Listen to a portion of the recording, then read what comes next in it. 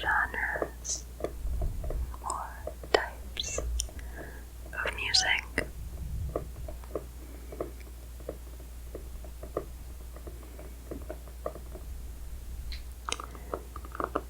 And also do some tipping. As you may have figured out.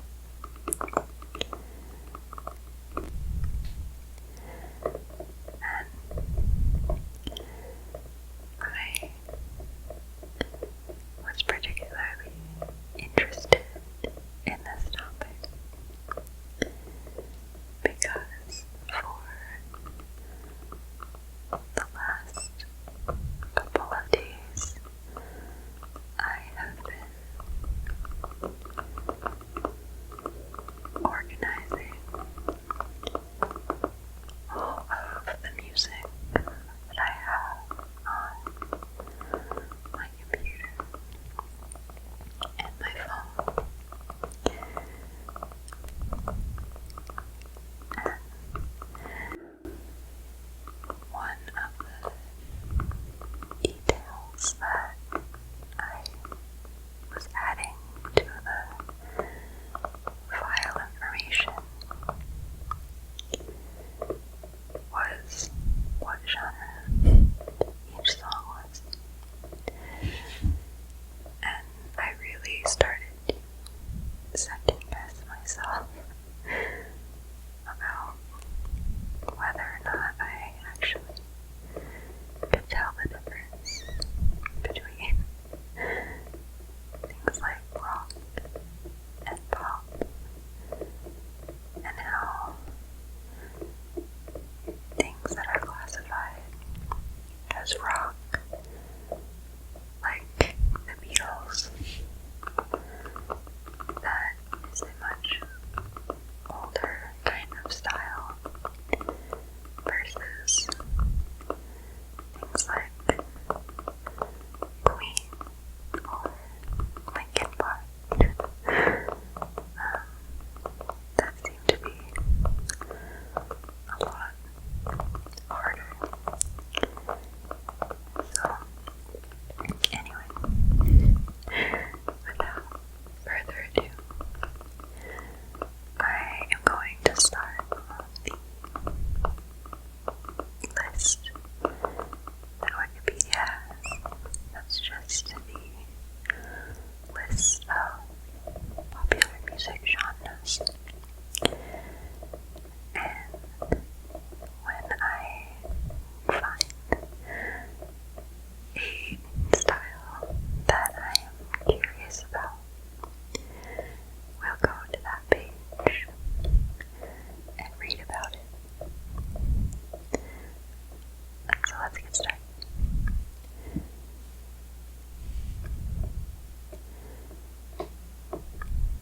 Okay, so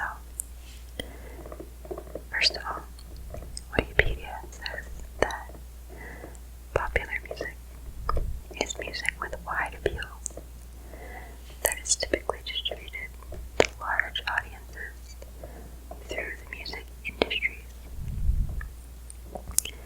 These forms and styles can be enjoyed and performed by people with little or no musical training.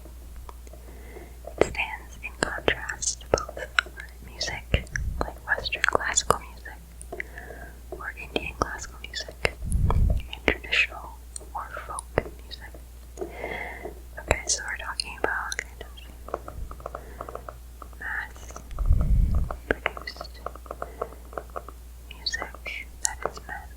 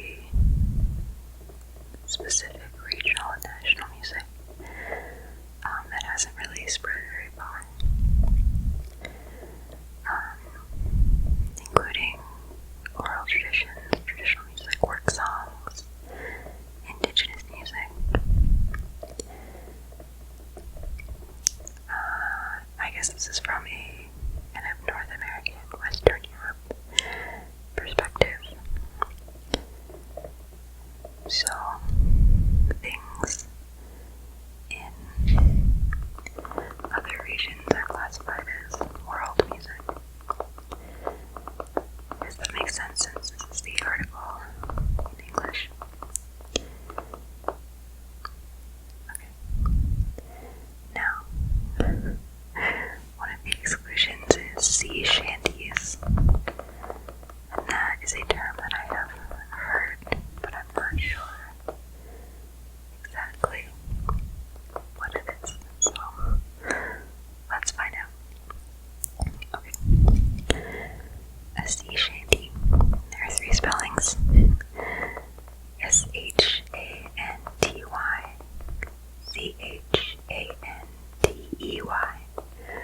or Chanty. Okay. This is a type of work song, and it was usually sung on sailing vessels, so that makes sense. So it's hence sea shanty. And it says there is a kind of traditional repertoire. I like that word. But sometimes people expand it a little bit nowadays. Okay, and the word shanty emerged in the 19th century in reference to an appreciably distinct genre of work song, developed especially in American-style merchant vessels that had come to prominence in the decades prior to the American Civil War. Okay, so it's a specific type of song from the US that was sung among workers at sea. Related to working chants in British and other nations.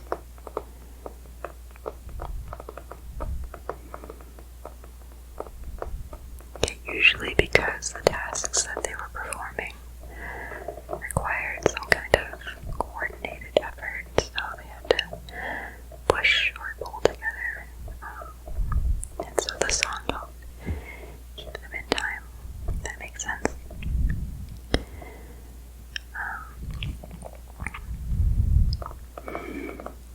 It says there's lots of room for improvisation, call and response.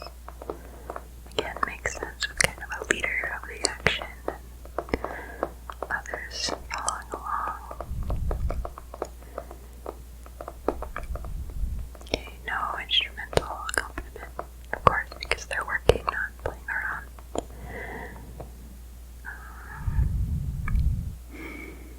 Let's go down a bit.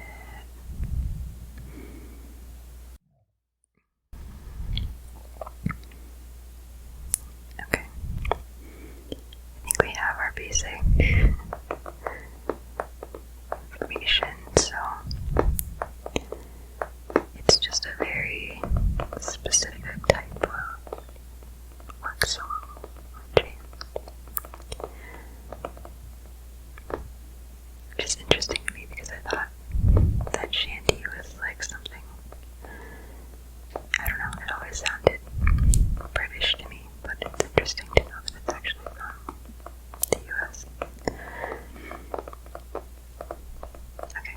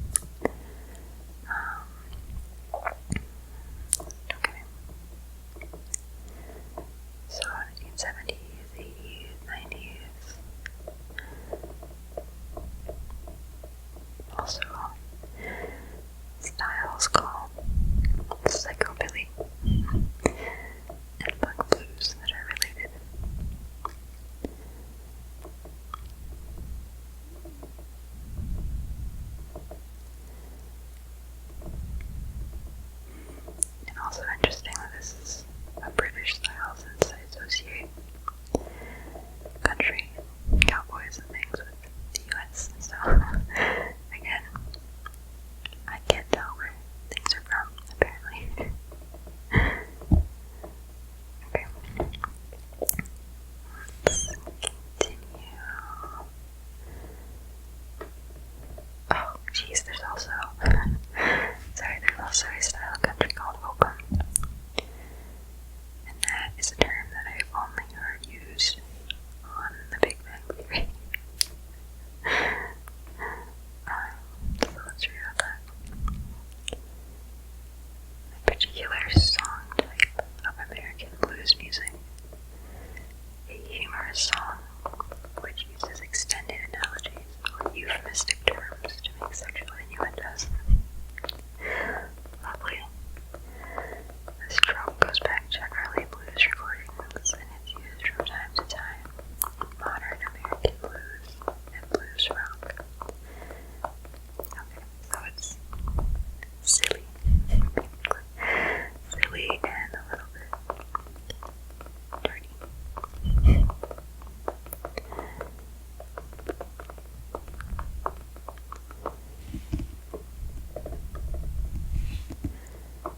And related to blues. Okay. Anyway, continue. We have a section for easy listening, which includes things like background music, beautiful music, elevator music, furniture music, never heard of that, lounge music. I wonder if that's a specific type of lounge music, furniture music, middle of the road music, and new age music. Okay. Maybe we'll come back to that. A lot of categories of electronic music, ambient, a bunch of subsections like drone, dungeons, and something called breakbeat, disco. Is that like disco that was popular in the 70s? Just electronic disco. Okay. Dub, electro, freestyle, electronic rock, electronic rock. Okay, apparently there's a difference between electronic music, the overall category, and the electronic. Didn't know that. Trance. Oh, J-pop is in here, and K-pop. Apparently those are electronic music. I don't really know much about either of those genres, except that they're popular.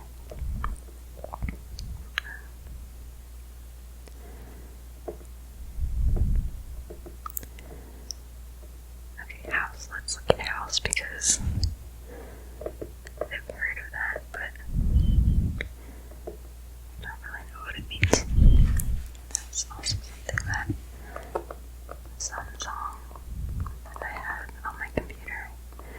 I looked it up and apparently it was house music, which I had no idea. So, this house is a genre of electronic dance music characterized by repetitive 4 on the floor beat. So probably in 4 time. And a tempo of 120 to 130 beats per minute. Created by DJs and music producers from Chicago's underground club culture in the 1980s. Interesting.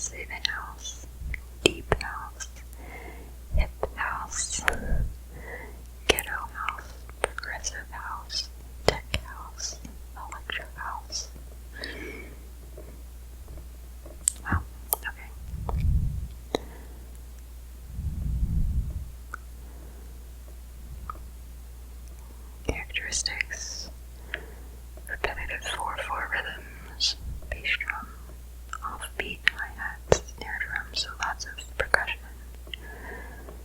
synthesizer riffs,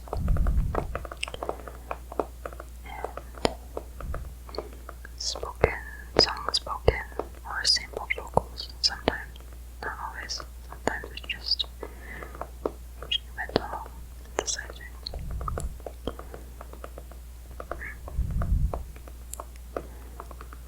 Okay.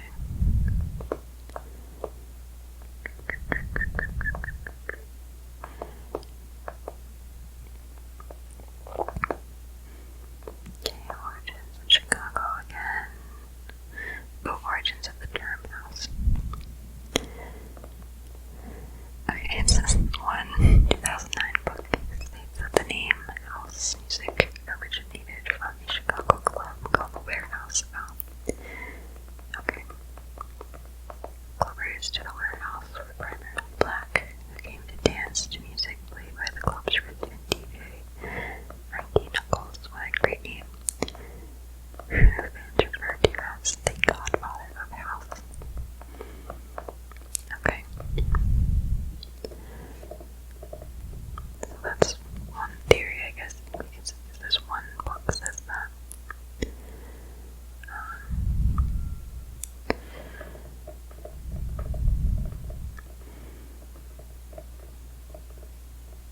Okay, another theory is that house refers to the fact that a lot of the early DJs that made that style were just creating it out of their houses, which also makes sense.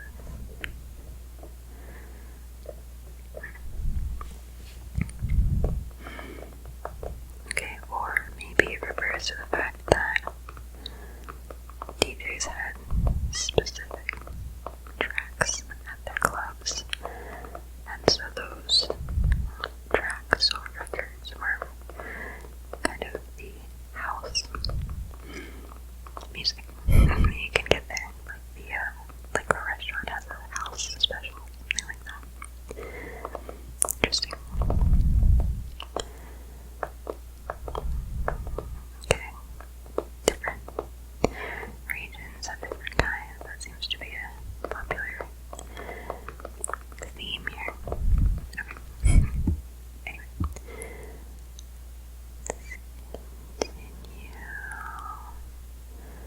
Geez, there are lots of techno genres. Ooh, dubstep is one of them. Let's read about dubstep. I recently got into listening to a little bit of dubstep. And I like it a weird amount. It's not a style of music that I would have thought, like, I don't know. I decide between 5 and 10, so like 8 years ago, I wouldn't have said it was a style I would like, but I do like it. Okay. Anyway, dubstep is a genre of electronic dance music that originated in South London in the late 1990s. Wow, it's new. Some of these are really new. It's generally characterized by sparse, syncopated rhythmic patterns with prominent sub-bass frequencies. Yeah, that like drop the beat kind of feel, you know. You just really want to move your head around. The style emerged as an offshoot of UK garage, drawing on a lineage of related styles such as two-step and dub reggae, as well as jungle. That sounds fun. Broken beat and grime. In the United Kingdom, the origins of the genre can be traced back to the growth of the Jamaican sound system party scene in the early 1980s. Okay, I don't know what that is.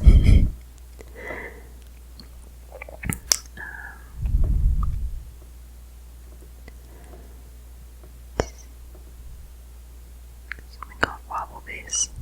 I want to know what that is. Okay, one characteristic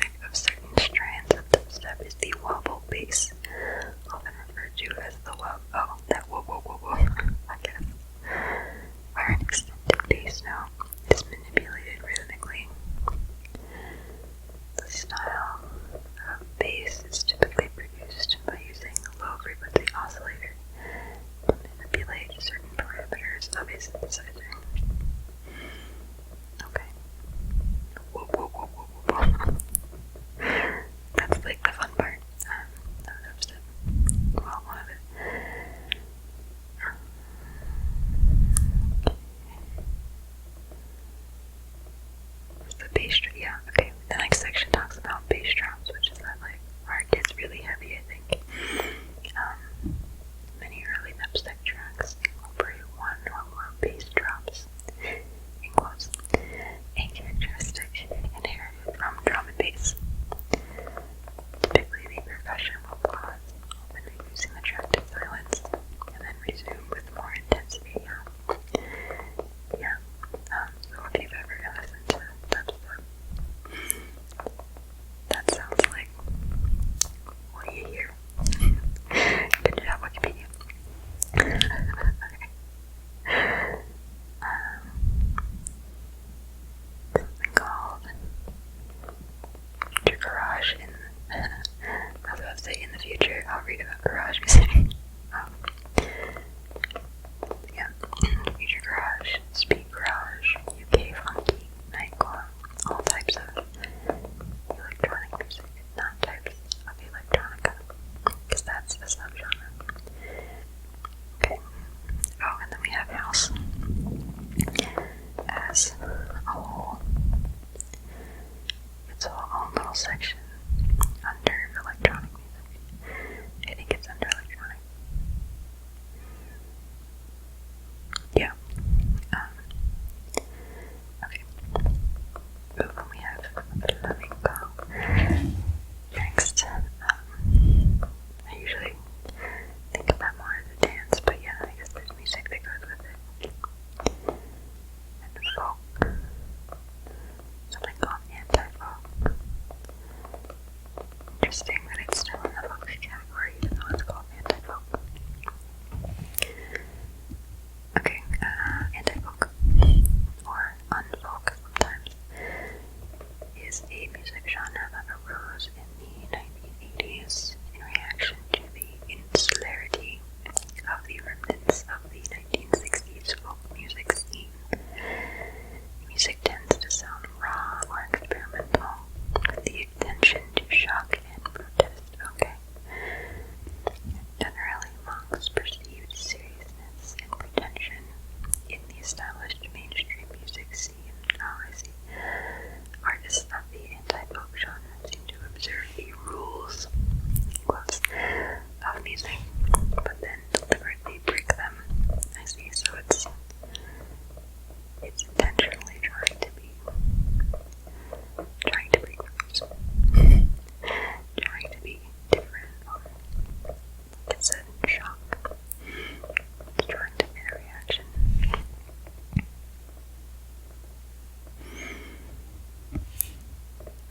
Yeah, I think that's kind of self-explanatory. It's kind of rebellion. Okay. Anyway, lots of strange names under folk. Folktronica. There you go, a nice blend of folk and electronica. Indie folk, industrial folk, neo folk, progressive folk, protest songs, psychedelic folk, skiffle. What is skiffle? Skiffle is a musical genre with influences from jazz, blues, and American folk music, generally performed with a mixture of manufactured and homemade or improvised instruments. Okay. Originating as a form in the United States in the first half of the 20th century, it became extremely popular in the UK in the 1950s, where it was associated with such artists as Lonnie Donegan, the Vipers Skiffle Group, Ken Collier, and Chaz McDevitt. I don't know any of those people. Maybe you do. Skiffle also played a major part in beginning the careers of prominent later jazz, pop, blues, folk, and rock musicians, such as the Beatles and Rory Gallagher. Wow. Okay, cool. Skiffle. It's a good name. Oh, I wanted to hear about the characteristics, but there's no section on that.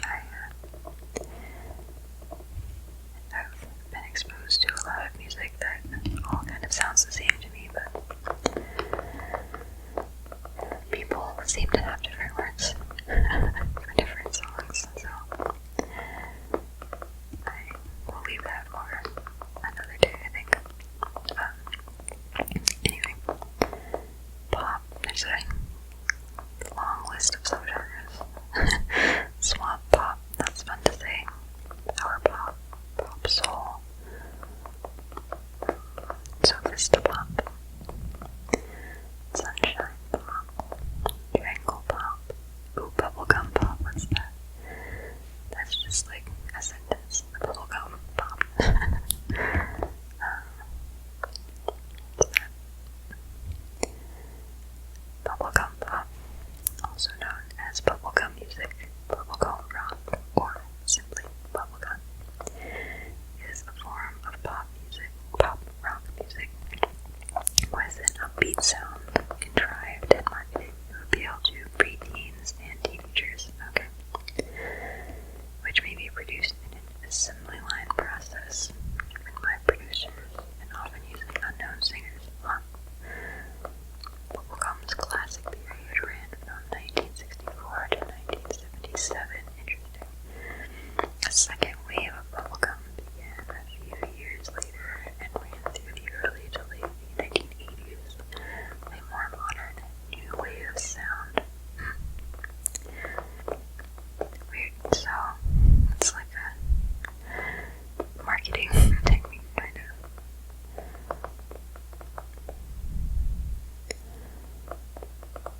The genre was predominantly a singles phenomenon rather than an album-oriented one, Some acts, the Archies, the Monkees, the Banana Splits, were typically manufactured in the studio using session musicians. And there were a lot of bubblegum groups that were one-hit wonders, again, the Beatles are included in this, the Beach Boys, the Monkees. I'm just looking for bands that I recognize. Oh, Hermits, the Turtles, wow. Okay, those are like all the bands that I like from the 60s and 70s. I guess that makes sense since I was getting into that stuff as a preteen and teenager. So, it worked. Even in the early 2000s. Okay. I think I'm gonna browse through for like one or two more. Oh, the next section is rock. It's a bajillion subcategories. Alternative, Christian rock, electronic rock, folk rock, garage rock, glam rock, hard rock, stoner rock. Again, you can kind of hear the differences. Psychedelic rock. Is that like David Bowie? Ooh, something called Paisley Underground. What's that? I really like Paisley, the pattern, so that's promising. Okay, it says Paisley Underground is a musical genre that originated from California. It was particularly popular in Los Angeles, reaching a peak in the mid-1980s. Paisley Underground bands incorporated psychedelia, I don't know, rich vocal harmonies and guitar interplay. That sounds nice. Owing a particular touch to 1960s groups such as Love and the Birds, but more generally referencing a wide range of pop and garage rock revival. Some of these are very, very specific. Like, I don't know how many bands, or at least well-known bands, are in these categories. Seems like maybe not very many. Oh wait, one of the subgenres is cowpunk. Interesting. Okay. Wait, Miss Paisley referred to like patterns on Western apparel.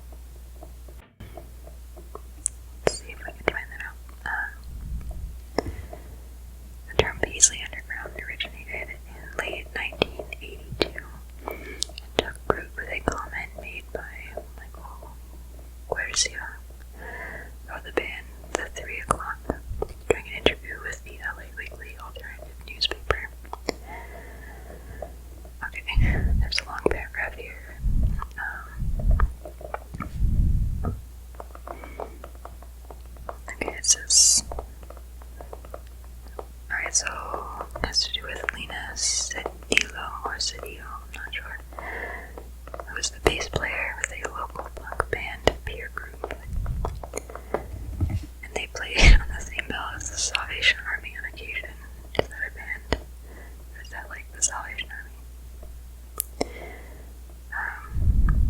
says Sevilla, the bass player, was wearing a red paisley dress she had bought from a thrift store.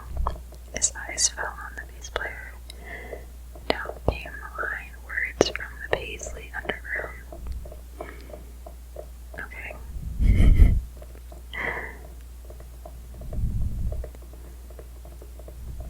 So, some random comment about a dress that a bass player was wearing. And then it just got on. It's very interesting.